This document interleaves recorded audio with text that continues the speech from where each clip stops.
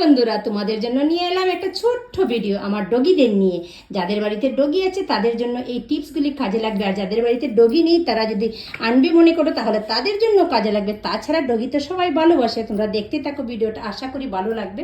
দেখবে ওরা, আমি যে কথাটা বলি সেটাই কিন্তু ওরা শোনে।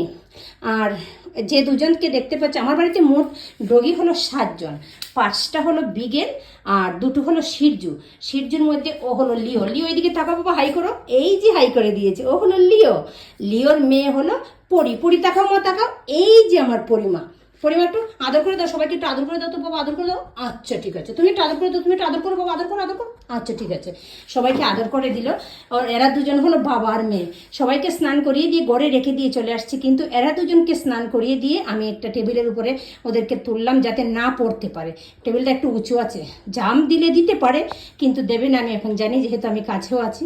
ওদেরকে একটা ড্রায়ার দিয়ে, ড্রায়ার মানে কিন্তু গরমটা দিয়ে নয়, ঠান্ডার দিয়ে আমি একটুখানি ওদের গাটা শুকিয়ে দিলাম। যেহেতু ওদের চুলগুলি লম্বা, চুলটা সেট হয় না যদি না শুকিয়ে রাখা হয়। আর তাছাড়াও এখন তো বর্ষাকাল, জল জমে ওদের গায়ে কুশকি টুসকি এসব হয়ে যায়, যার জন্য আমি শুকিয়ে দিলাম। শুকিয়ে দিয়ে একটা সিরাম লাগালাম, সিরাম লাগিয়ে দিয়ে এই যে রাখলাম। তারপরে আমি আরও ভালো করে আশ্রয় দেবো আর লিওকে 2টো জুটি করে দেবো। আর তোমরা এদেরকে বর্ষাকালে অবশ্যই স্নান করিয়ে, অনেকে বলে বর্ষাকালে স্নান করাতে হয় না, কিন্তু করাতে হয়। বর্ষাকালে স্নান করিয়ে মাঝে মধ্যে নিম তেল, পিওর যে নিম তেল, আর্টিফিশিয়ালগুলি নয়, কিন্তু পিওর নিম তেল পাওয়া যায়, সেই নিম তেলটা হাতে নিয়ে জাস্ট একটুখানি চুলের মধ্যে লাগিয়ে দেবে সব ডগিদের। তাহলে পোকাটা হয় না, আর সব থেকে বড় কথা ভালো থাকে, এবং ওদের গায়ে যে গন্ধটা হয় সেটাও কিন্তু হবে না। এই টিপসটা তোমরা অ্যাপ্লাই করতে পারো। আরও একটা জিনিস বলছি, যাদের বাড়িতে ডগি আছে তাদের বাড়িতে একটা গন্ধ হবেই। কারণ আমাদের বাড়িতেও গন্ধ হয়, সেটা আমরা পাই না, কারণ যেহেতু ওরা আমাদের ফ্যামিলি মেম্বার, ওদেরকে ভালোবাসি, ওদের গন্ধটা আমাদের গায়ে লাগে না। আমাদের সেটা মানে আমরা হ্যাবিচুয়েট হয়ে গেছি। কিন্তু বাড়িতে যদি কোনো আলাদা মানুষ আসে তাহলে গন্ধ লাগে। তাহলে কি করব আমরা? কি তাহলে সবসময় ঘরে স্প্রে করবো? ঘরে স্প্রে করলে কিন্তু ওদের ক্ষতি হয়। তাহলে তোমরা কি করতে পারো, কর্পূরের বাতি প্রদীপ জ্বালিয়ে রাখতে পারো। কর্পূরের প্রদীপ নয়, এই যে জিনিসটা দেখতে পাচ্ছ এটা কিন্তু ইলেকট্রিসিটি। এটার মধ্যে এই যে কর্পূর দিয়ে এইভাবে তোমরা কিন্তু ফ্ল্যাগের সাথে লাগিয়ে রাখলে সুন্দর একটা গন্ধ বেরোয়। তাছাড়া কর্পূর তো ভালো, আমরা সবাই জানি। আমাদের ঘরে পোকামাকড়ের আক্রমণ থেকে আমাদেরকে বাঁচিয়ে রাখবে। আমাদের ডগির গায়ে যদি পোকামাকড় হয় সেইগুলি থেকেও বাঁচিয়ে রাখতে পারে।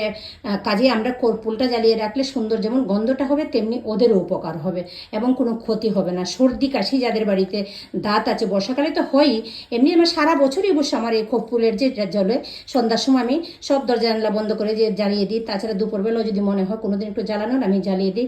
আরও একটা জিনিস করতে পারো, যাদের বাড়ির এই ডগিগুলির গায়ে মাঝে মধ্যে পোকা হয়, 1-2টো পোকা হয়, তখন কিন্তু কর্পূরটাকে হাতের মধ্যে নিয়ে একটুখানি ঘষে দিতে পারো, তাতেও কিন্তু উপকার পাবে। প্লাস ওদের কিন্তু যদি শ্বাসকষ্টের কোনো সমস্যা থাকে সেটাও কিন্তু দূর হয়ে যাবে। আর আমি আমার ডগিগুলিকে খুব একটা যে ডগিদের মেডিসিন দিই তা কিন্তু নয়, আমি মানুষের যে গুলি আছে সেইগুলি দিয়েই আমি ওদের মেনটেন করি। কিন্তু কৃমির ওষুধটা, ভ্যাকসিনটা অবশ্যই ডগিদের দিই, তোমরা সেটা করে দেখতে পারো।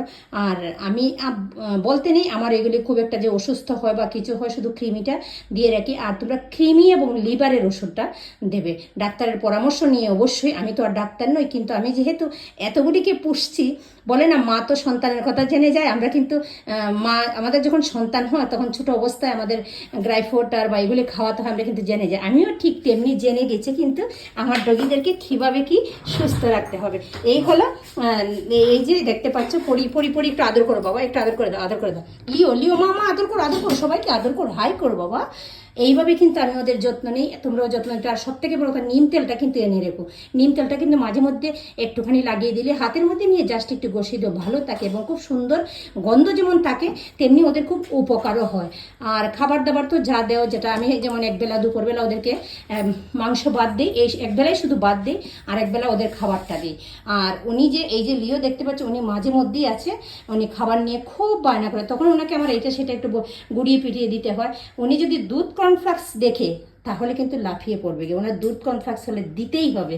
কাজে দেই না, দেওয়া ভালো না, ডগিদেরকে দুধ দেওয়া ভালো না, কিন্তু ওই যা হয় আর কি, মাঝে মধ্যে আমি দিয়ে দিই। এই হলো আমার দুজন এখানে, বাকিদের ভিডিও অন্য একদিন শেয়ার করব তোমাদের সাথে। ওদের কথা বললে আমার শেষ করতে পারবে না, ওরা আমার অন্তর জুড়ে আছে।